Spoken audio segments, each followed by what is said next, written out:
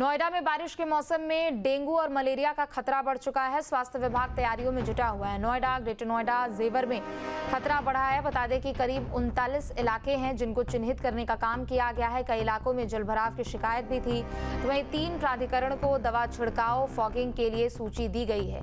ये बड़ी खबर आपको बता दें, भारी बारिश के साथ ही बीमारियों की दस्तक भी शुरू हो चुकी है। और नोएडा की अगर बात करें तो बारिश के इस मौसम में डेंगू और मलेरिया का खतरा बढ़ चुका है। हालांकि स्वास्थ्य विभाग अपनी तैयारियों में जुटा हुआ है। नोएडा, ग्रेटर नोएडा और जेवर में डेंगू और मलेरिया का खतरा बढ़ चुका है, जिसके बाद कई इलाकों को चिन्हित करने का काम किया गया है। बता दें कि वहां पर जलभराव की शिकायत भी थी और फिर अब डेंगू और मलेरिया को लेकर यहां पर एहतियात बरते जा रहे हैं। और सहारनपुर पुलिस को ऑपरेशन क्लीन मुठभेड़ में 50-50 हजार के 2 इनामी बदमाश गिरफ्तार किए गए हैं। दोनों बदमाशों के पैर में गोली लगी है। तमंचे, कारतूस और खोखे भी बरामद किए गए। ये बड़ी खबर आपको बता रहे हैं, जिनके पास से तमंचे, कारतूस और खोखे बरामद किए गए हैं। सहारनपुर पुलिस का ऑपरेशन क्लीन जारी है। तो सहारनपुर पुलिस का ऑपरेशन क्लीन जारी है और मुठभेड़ में 50-50 हजार के 2 इनामी बदमाश गिरफ्तार किए गए हैं। दोनों बदमाशों के पैर में गोली भी लगी है।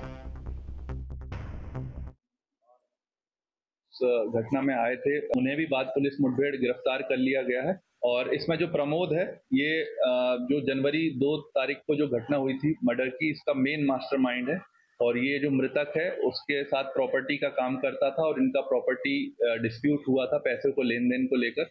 और पुलिस ने एक शूटर पूर्व में ही गिरफ्तार कर लिया गया और इसमें जो मास्टरमाइंड है उसे भी पुलिस ने गिरफ्तार कर लिया है। और इन पे दोनों पे 50-50 हजार रुपए के इनाम भी घोषित था। नमस्कार, आपके साथ मैं हूं दीपशिखा भारद्वाज और आप देख रहे हैं न्यूज स्ट्रीट। और सवेरे सवेरे में आपका स्वागत करती हूं। नोएडा के थाना सेक्टर 49 क्षेत्र में मुठभेड़ हुई है, जहां पर लूट और चोरी की वारदातों में शामिल बदमाश को गोली लगी। आरोपी बाइक सवार बदमाश के खिलाफ 12 से ज्यादा केस दर्ज। हापुड़ का रहने वाला है बदमाश, बरोला में किराए पर रह रहा था। पुलिस को लंबे समय से तलाश थी। मुठभेड़ के बाद घायल बदमाश को अस्पताल में भर्ती कराया गया। बदमाश के पास से तमंचा, कारतूस और अन्य सामान भी बरामद किए गए हैं। उसके साथियों की तलाश में जुटी है पुलिस। ये बड़ी खबर आपको बता रहे हैं, आरोपी बाइक सवार बदमाश के खिलाफ 12 से ज्यादा मामले दर्ज है। और हापुड़ का रहने वाला है बदमाश, बरोला में किराए पर रह रहा था। तो बरोला में किराए पर रह रहा था और पुलिस को लंबे समय से इसकी तलाश थी। और नोएडा थाना सेक्टर 20 पुलिस और बदमाशों के बीच मुठभेड़ हुई है, जहां पर बदमाश अशरफ के पैर में गोली लगी। 2 साथी गिरफ्तार। तीनों आरोपी मिलकर करते थे रेकी और फिर चोरी की वारदात। आरोपियों से बरामद हुए हैं 45 हजार नकद, 1 कार और 1 तमंचा भी बरामद किया गया। सभी आरोपियों पर पहले से दर्ज है कई आपराधिक मुकदमे। पुलिस कर रही है अन्य वारदातों की भी जांच। तो पुलिस अन्य वारदातों की भी जांच कर रही है।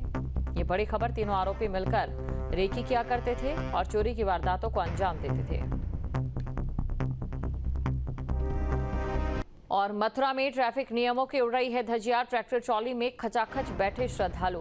बांस और बल्ली और खाट से बनाई गई है अस्थायी सीटें। पुलिसकर्मी बनी मूक दर्शक, प्रशासन बेपरवाह। तस्वीरें आपके सामने, आप देखिए किस तरीके से यहाँ पर जो ट्रैफिक नियम है उनकी धज्जियां उड़ाई जा रही है। खचाखच लोग यहाँ पर भरे हैं और यहाँ पर ट्रॉली के नीचे भी लोग बैठे हैं और ट्रॉली पर जो खाट होती है उससे अस्थायी सीटें ऊपर बना दी जाती है। यानी कि कुल मिलाकर देखिए, ट्रैक्टर को ही यहाँ पर डबल स्टोरी में तब्दील कर दिया जाता है। और किस तरह से लोग यहाँ पर खचाखच भरे हैं और मूक दर्शक है इस समय पुलिसकर्मी। प्रशासन बेपरवाह है। जिला मुख्यालय के सामने से गुजर रहे ओवरलोड वाहन। गोवर्धन मेले में श्रद्धालुओं की भारी भीड़ और यहाँ पर देखिए कभी भी बड़ा हादसा हो सकता है, जिस तरीके से यहाँ पर लोग पहुंच रहे हैं। और मेरठ के दिल्ली गेट इलाके में 1 करोड़ की सोने की चोरी, जहां सराफा बाजार से परमानंद सराफ एंड सन से चोरी की गई है।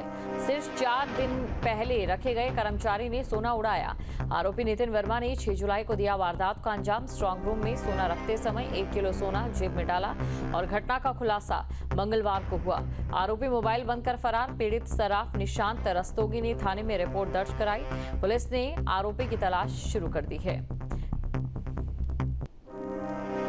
और अगली खबर है कानपुर से, जहां पर करोड़ों की जीएसटी चोरी का खुलासा। राज्य कर विभाग की बड़ी कार्रवाई। 2 आरोपियों के खिलाफ मुकदमा दर्ज कर लिया गया है। जांच जारी है। 2 फर्जी फर्म्स के जरिए टैक्स चोरी किया गया है। सरकार को 14.83 करोड़ का चूना लगाया गया। गंगा घाट और उन्नाव में फर्जी पते पर कारोबार दिखाया है। कल्याणपुर थाने में दोनों के खिलाफ मुकदमा दर्ज। एक्चुअली हमारी एसआईबी टीम वहाँ गई और जांच के दौरान वहाँ पे फर्म अस्तित्व में पाई नहीं गई। और तो वहाँ पे देखा गया, ट्रेस किया गया, वहाँ कोई व्यापारी जो भी था जिस नाम से फर्म रजिस्टर्ड थी उससे संबंधित कोई व्यापारी नहीं पाया गया। फलतः ये बोगस पाए जाने के ही मतलब उसमें क्रम में हमारे अधिकारी द्वारा फिर इस पे प्राथमिक सूचना रिपोर्ट दर्ज कराई गई है और पुलिस द्वारा विवेचना की जा रही है। अब आगे फर्दर जो भी मतलब आगे कार्रवाई होगी पुलिस के द्वारा की जाएगी। और उन्नाव में उर्वरक दुकानों पर बड़ी कार्रवाई, किसानों को राहत देने के लिए प्रशासन सख्त, कालाबाजारी रोकने के लिए छापेमारी। 27 दुकानदारों को कारण बताओ नोटिस जारी किया गया और 8 दुकानों के लाइसेंस निलंबित किए गए। 3 के लाइसेंस रद्द, कालाबाजारी, अधिक मूल्य वसूली पर सख्त चेतावनी। उर्वरक बिक्री सिर्फ POS मशीन से करवाने के आदेश हैं। तो उर्वरक दुकानों पर यह कार्रवाई की गई है। किसानों को राहत देने के लिए प्रशासन यहां पर सख्त नजर आया। और सोनभद्र पुलिस को बड़ी सफलता हाथ लगी है, जहां पर देवी देवताओं पर आपत्तिजनक टिप्पणी के मामले में कार्रवाई की गई है। आपत्तिजनक टिप्पणी करने वाला आरोपी गिरफ्तार। सोशल मीडिया पर विवादित पोस्ट डाला था सोनभद्र पुलिस को बड़ी सफलता हाथ लगी है। देवी देवताओं पर आपत्तिजनक टिप्पणी के मामले में कार्रवाई की गई। जनपदी सोशल मीडिया ट्विटर हैंडल पर एक वीडियो शेयर करते हुए एक व्यक्ति ने शिकायत किया कि रविशंकर निवासी थाना घोरावल के द्वारा हिंदू देवी देवताओं पर अभद्र टिप्पणी की गई है और ऐसा करके सामाजिक सौहार्द को बिगाड़ने का प्रयास किया जा रहा है। उसकी इस शिकायत पर थाना घोरावल पर सुसंगत धाराओं में मुकदमा पंजीकृत किया गया है। उस अभियुक्त को गिरफ्तार किया गया है और आगे की वैधानिक कार्रवाई की जा रही है। और झांसी में कुछ मिनट की बारिश ने स्मार्ट सिटी की पोल खोलकर रख दी है। सड़कों पर जल भराव, कई घरों और दुकानों में पानी घुस गया। नालों की सफाई अधूरी है और जल निकासी व्यवस्था पूरे तरीके से ठप है। घरेलू सामान बर्बाद हो रहा है, व्यापार भी प्रभावित है। नगर निगम पर भ्रष्टाचार और लापरवाही के आरोप है। स्थानीय लोगों में भारी नाराजगी है। टैक्स के बदले मिल रही है परेशानी और स्मार्ट सिटी के नाम पर खर्च हुए करोड़ों पर जनता ने अब सवाल उठाए हैं। तो देखिए, टैक्स के नाम पर करोड़ों रुपए देश की जनता से वसूला जाता है, लेकिन वहीं बात जब सुविधाएं देने की आती है तो आलम कुछ इस तरीके से है। आप देख सकते हैं, लोगों के घरों में पानी है, दुकानों में पानी है। यहाँ पर आवाजाही करना तो बिल्कुल नामुमकिन है, लेकिन आप सोचिए कि जिन लोगों ने अपनी जिंदगी भर की कमाई से यहाँ पर अपने छोटे छोटे आशियाने बनाए हैं, वो आशियाने भी लगातार पानी की वजह से यहाँ पर कहीं ना कहीं कमजोर होते नजर आ रहे हैं। लोगों के घरों में सामान जो रखा हुआ है वो पूरे तरीके से बर्बाद हो गया है। और सहारनपुर के मिशन कंपाउंड में तेज रफ्तार कार ने कहर मचा दिया है। चर्च के पास राहगीरों को रौंदती हुई निकली ये कार, कई लोग गंभीर रूप से घायल और अस्पताल में भर्ती। आरोपी चालक हादसे के बाद पास के घर में छिपा। गुस्साई भीड़ ने आरोपी के घर पर हंगामा किया। पुलिस मौके पर पहुंची और हालात तनावपूर्ण है। प्रत्यक्षदर्शी ने बताया कि कार बेकाबू रफ्तार में थी।